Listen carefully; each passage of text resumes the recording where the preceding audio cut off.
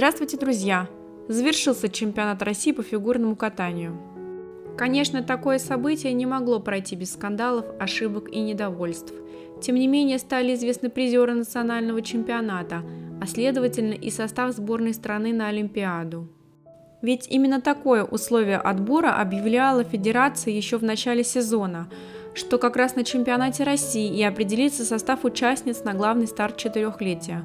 Более того, первые 3 места на национальном первенстве заняли те спортсменки, которые могут по возрасту участвовать на международных соревнованиях в нынешнем сезоне. Обойди, например, Щербакову пары юниорок и разговор о том, что Анна заняла лишь 5 место, поэтому нужен дополнительный отбор, сразу бы появились. Более того, отрыв от ближайшей соперницы по борьбе за олимпийскую квоту Елизаветы Туктамышевой оказался действительно большим. Давайте будем честны, более 15 баллов – это слишком много. Списать все на некую ангажированность в суде невозможно, как и на нелепую случайность. Ведь так? Или нет? Как оказывается, можно. В СМИ сначала робко, а затем все более уверенно начали появляться недовольства тем, что Елизавета Туктамышева проиграла Анне Щербаковой. Все та же шарманка про заслуженность и опытность постепенно заменилась на заявления о несправедливости, жалобы на низкие оценки, на необходимость дополнительного отбора. Никто из критикующих не пытается разбирать прокаты по фактам. Сравнивать их, обсуждать каскады Елизаветы с двойными прыжками и довольно слабые компоненты.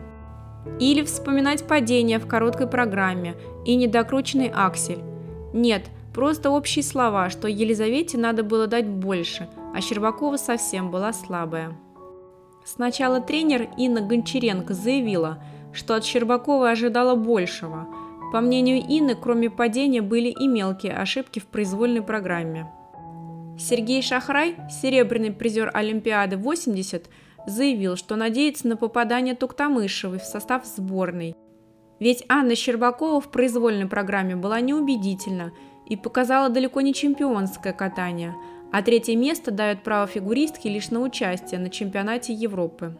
Знаменитый футбольный комментатор Василий Уткин, казалось бы, совершенно не связанный с фигурным катанием, и много раз заявлявший, что в нем совершенно не разбирается, был довольно груб и лаконичен. «Как же уродски поступили с Туктамышевой! Прям тьфу!» – написал Уткин в своей странице в Твиттере.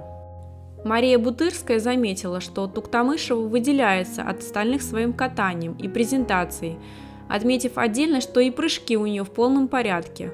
По мнению Марии, Елизавете нужно было ставить больше баллов.